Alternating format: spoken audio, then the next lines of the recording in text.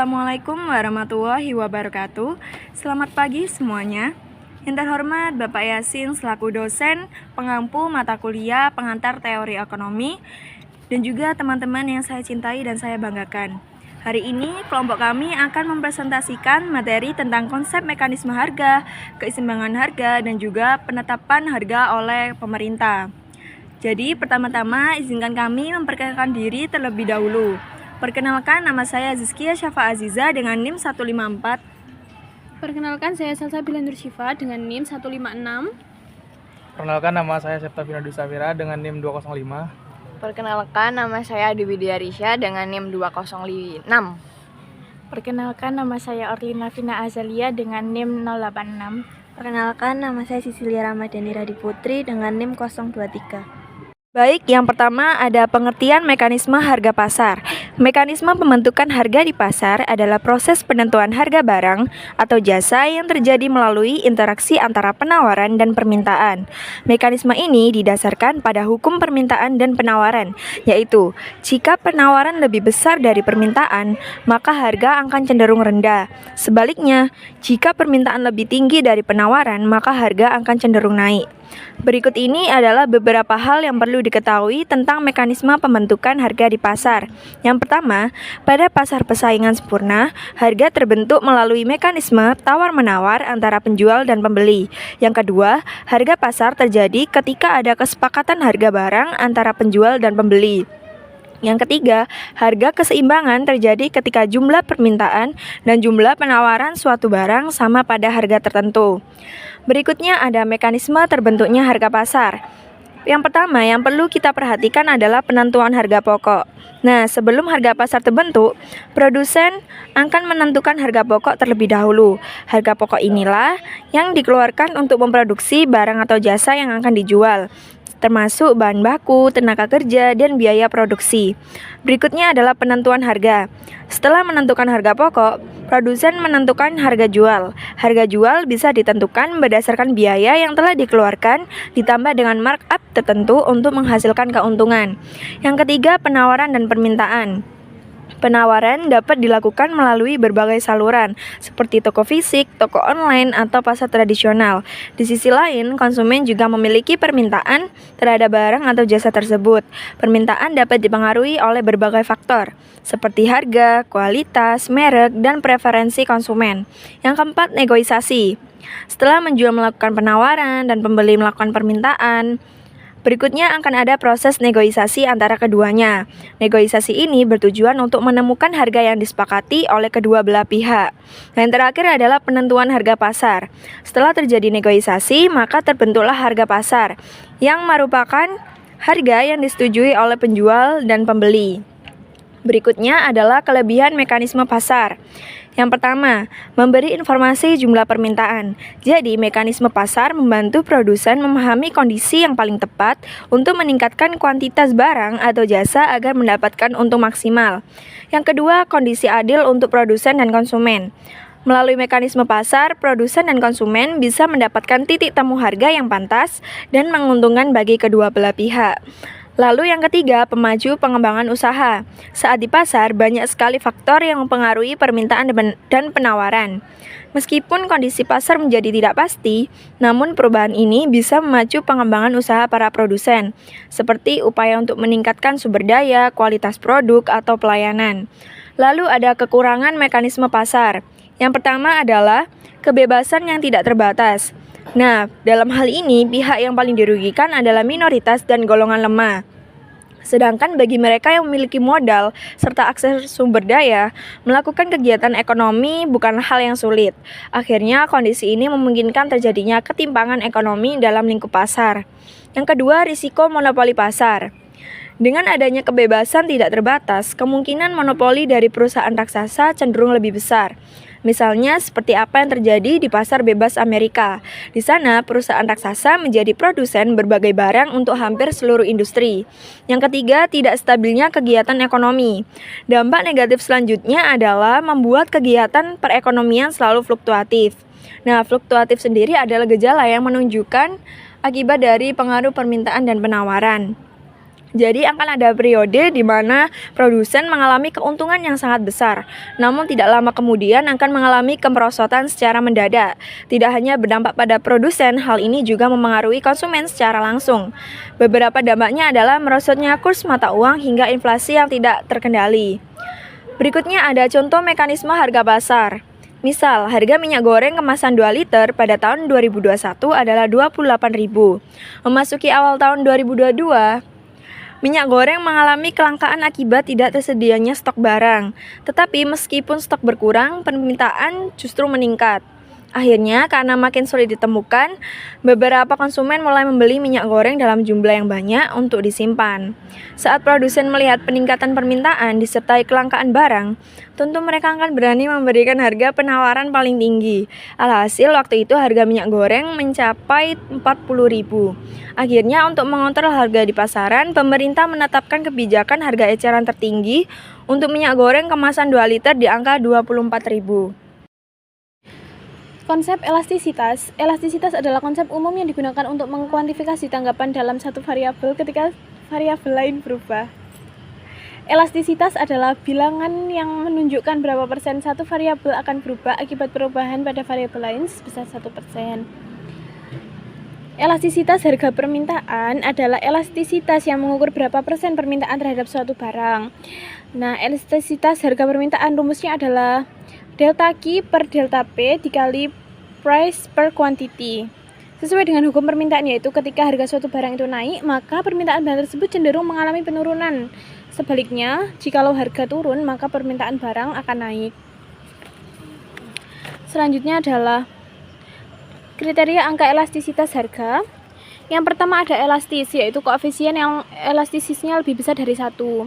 Kurva permintaan dan penawaran elastis berbentuk landai. Alasannya kenapa landai? Karena persentase delta Q lebih besar dari persentase delta P. Contoh barangnya adalah barang berkebutuhan mewah seperti emas. Yang kedua ada inelastis. Inelastis ini elastisitasnya kurang dari 1. Kebalikan dari elastis, dan jadi barang ketika harganya berubah, dia tidak begitu responsif. Bentuk kurvanya inelastis cenderung curam. Karena apa? Persentase delta P lebih besar dari persentase delta Q. Contoh barangnya sendiri adalah barang berkebutuhan pokok seperti beras, karena masyarakat akan tetap membutuhkan walaupun harga barang itu sedang naik. Yang ketiga ada uniter, yaitu elastisisnya sama dengan 1. Uniter sendiri tengah-tengah antara elastis dan juga inelastis. Persentase uniter delta Q sama dengan delta P. Contoh barangnya sendiri adalah barang-barang elektronik. Yang keempat ada inelastis sempurna. Elastisitasnya sama dengan 0. Inelastis sempurna kebalikan dari elastis sempurna. Maknanya berapapun harga barang tersebut, maka permintaan atau penawarannya tidak akan berubah. Nah, contoh barangnya sendiri itu adalah obat-obatan. Bentuk kurvanya itu berbentuk vertikal. Nah, yang terakhir, yang kelima, yaitu elastis sempurna. Koefisien elastisitasnya cenderung tak terhingga. Biasanya kurvanya cenderung berbentuk horizontal. Dan yang berubah hanya quantity, tapi price-nya tidak berubah. Jadi maknanya berapapun jumlah barang yang diminta atau ditawarkan akan cenderung berubah, tapi harganya akan cenderung tetap. Contoh barangnya sendiri adalah bumbu dapur. Selanjutnya, elastisitas silang adalah pengukuran seberapa besar respon permintaan terhadap suatu barang ketika harga barang lain berubah. Elastisitas silang biasanya mengevaluasi hubungan antara dua produk ketika harga salah satunya berubah. Rumus menghitung elastisitas silang permintaan adalah persentase perubahan jumlah barang yang diminta per persentase perubahan harga barang. Nah, contohnya sendiri ada burger dan juga kentang goreng. Keduanya tidak selalu berhubungan tapi cenderung beriringan. Orang yang membeli burger biasanya cenderung juga akan membeli kentang goreng. Dan jikalau permintaan kentang goreng itu meningkat, itu biasanya disebabkan karena harga burger yang turun. Selanjutnya ada elastisitas pendapatan dari permintaan. Nah, elastisitas pendapatan rumusnya adalah persentase perubahan jumlah barang yang diminta dibagi persentase perubahan pendapatan. Pada umumnya, nilai dari elastisitas pendapatan akan bernilai positif, karena kenaikan pendapatan real akan meningkat permintaan barang. Selanjutnya ada nilai elastisitas barang. Teori permintaan barang dan jasa, salah satu faktor yang mempengaruhi jumlah barang yang dibeli yaitu pendapatan. Dengan pendapatan yang semakin tinggi akan mendorong permintaan semakin tinggi pula, sehingga elastisitasnya positif pada umumnya. Namun hal ini bergantung kembali pada jenis barang yang dibeli. Misal ada barang dengan nilai elastisitas pendapatan lebih besar dari 0 merupakan barang normal. Yang kedua, barang dengan nilai elastisitas pendapatan di antara 0 sampai 1 pada umumnya merupakan jenis barang kebutuhan pokok. Yang ketiga, barang dengan nilai elastisitas pendapatan lebih besar dari 1 merupakan barang mewah. Yang keempat, ada barang dengan nilai elastisitas pendapatan kurang dari 0. Pada umumnya terjadi pada barang inferior atau barang dengan kualitas rendah. Yaitu pengertian surplus. Surplus sendiri adalah gambaran jumlah aset atau sumber daya yang melebihi porsi yang digunakan secara aktif. Surplus juga bisa mengacu pada sejumlah item yang berbeda, termasuk pendapatan, keuntungan, modal, dan barang. Lalu selanjutnya yaitu penyebab terjadinya surplus. Yang pertama, pemasukan lebih tinggi daripada pengeluaran. Yang kedua, permintaan konsumen yang menurun akibat kenaikan harga, membuat para produsen menjual barang yang bisa segera dibeli dan menciptakan surplus produsen. Yang ketiga, penghasilan lebih banyak dengan yang dibelanjakan. Berikutnya yaitu dampak terjadinya surplus. Yang pertama, nilai kompetitif yang menurun pada barang ekspor. Yang kedua, posisi mata uang neraca akan semakin kuat sebab surplus adalah istilah untuk aset negara yang masih bisa dipergunakan di masa depan. Yang ketiga, perusahaan lebih fleksibel memilih investasi maupun pengeluaran selanjutnya karena surplus adalah sisa yang dapat dimanfaatkan. Yang keempat yaitu pembayaran maupun hutang berkemungkinan lebih tinggi untuk lunas dalam waktu dekat. Dan yang terakhir yaitu investor akan semakin percaya pada perusahaan maupun negara yang menunjukkan kas dengan surplus karena telah menunjukkan kepiawaian pengelolaan. Jenis-jenis surplus. Yang pertama, surplus produsen. Surplus produsen adalah keadaan ketika harga barang dan jasa yang diproduksi oleh produsen lebih tinggi dari pendapatan yang dikeluarkan produsen.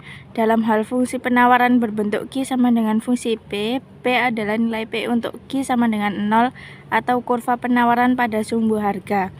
Rumus penghitung surplus produsen adalah setengah dikali QE dikali PE dikurangi P-min, di mana QE adalah jumlah barang keseimbangan pasar, P-min adalah harga minimum dari fungsi penawaran, PE adalah harga keseimbangan pasar. 2. Surplus konsumen. Surplus konsumen adalah kondisi saat harga yang dibayar konsumen untuk sebuah produk barang atau jasa kurang dari harga yang sebetulnya konsumen bersedia untuk bayar. Dalam hal fungsi permintaan berbentuk Q sama dengan fungsi P, P adalah nilai P untuk Q sama dengan 0. Rumus menghitung surplus konsumen adalah setengah dikali QE dikali P maksimum dikurangi PE, di mana QE adalah jumlah barang keseimbangan pasar, P max adalah harga maksimum dari fungsi permintaan, dan PE adalah harga keseimbangan pasar. Selanjutnya yaitu harga keseimbangan. Harga keseimbangan adalah harga yang terbentuk dari titik pertemuan antara kurva penawaran dan kurva permintaan. Kita bisa menyebut harga keseimbangan hanya jika permintaan dan penawaran ada pada titik yang sama, tidak lebih, tidak kurang. Umumnya, harga keseimbangan ini sudah terbentuk dan akan bertahan dalam waktu yang lama, serta akan dijadikan sebagai patokan antar pembeli dan penjual. Dan hukum keseimbangan sangat dipengaruhi oleh hukum penawaran dan permintaan. Sedangkan jika jumlah penawaran kenyataannya lebih besar daripada jumlah permintaan, maka harga pun akan menurun. Jadi hukum harga keseimbangan adalah bila jumlah permintaan ternyata lebih besar daripada jumlah penawaran, maka harga pun akan meningkat. Ada faktor yang bisa memengaruhi harga keseimbangan yaitu pertama, meningkatkan permintaan produk barang atau jasa namun jumlah barang atau jasa tersebut terbatas. 2. Rendah atau tingginya biaya produksi. 3. Pandangan masa depan dari konsumen ataupun produsen di pasar. 4. Pihak produsen memiliki pemahaman tentang selera konsumen. 5. Meningkatkan penawaran pada barang atau jasa namun daya beli konsumen tetap atau malah mengalami penurunan.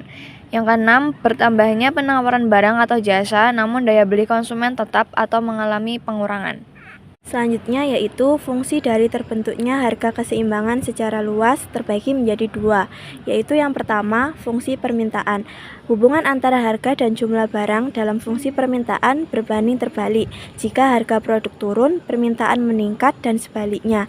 Itulah sebabnya grafik fungsi permintaan selalu bersifat positif, menimbulkan kelebihan permintaan yang memicu persaingan antar pembeli. Situasi tersebut dapat meningkatkan jumlah permintaan dan penawaran hingga mencapai keseimbangan pasar. Yang kedua yaitu fungsi penawaran. Perbandingan harga dan kuantitas yang ditawarkan selalu memberikan hubungan positif. Terkadang harga suatu barang melebihi harga keseimbangan dan menyebabkan kelebihan pasokan.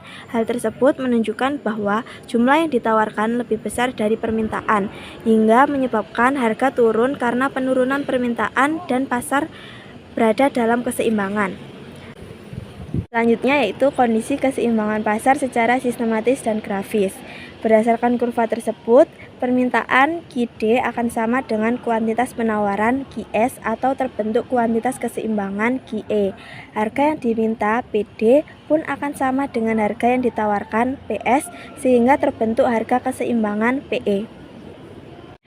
Lalu ada contoh kasus bakso dapat dilihat dalam tabel permintaan dan penawaran bahwa harga keseimbangan adalah 16.000 dan kuantitas keseimbangan adalah 160 mangkok. Jadi di situ ada yang diminta itu 160, yang ditawarin juga 160. Jadi itu merupakan keseimbangan pasarnya. Lalu ini ada contoh kurva soal di atas. Intervensi pemerintah secara langsung. Pertama ada penetapan harga minimum. Harga minimum atau harga dasar merupakan batas seberapa rendah harga dapat dikenakan pada suatu produk melalui kesepakatan bersama atau ketentuan pemerintah. Yang kedua, penetapan harga maksimum merupakan perubahan tinggi yang diperbolehkan terhadap suatu harga barang yang telah ditetapkan dalam suatu kontrak dalam suatu masa perdagangan sesuai dengan aturan perdagangan yang ada. Yang kedua, ada intervensi pemerintah secara tidak langsung. Yang pertama yaitu adalah penetapan pajak. Kebijakan penetapan pajak dilakukan oleh pemerintah dengan cara mengenakan pajak yang berbeda-beda untuk komoditas. Misalnya untuk melindungi produsen dalam negeri, pemerintah dapat meningkatkan tarif pajak yang tinggi untuk barang impor. Yang kedua ada pemberian subsidi. Pemerintah dapat melakukan intervensi atau campur tangan dalam pembentukan harga pasar, yaitu melalui pemberian subsidi. Subsidi biasa diberikan pemerintah kepada perusahaan-perusahaan penghasil barang kebutuhan pokok. Sekian materi dari kelompok kami, kurang lebihnya kami mohon maaf. Wassalamualaikum warahmatullahi wabarakatuh.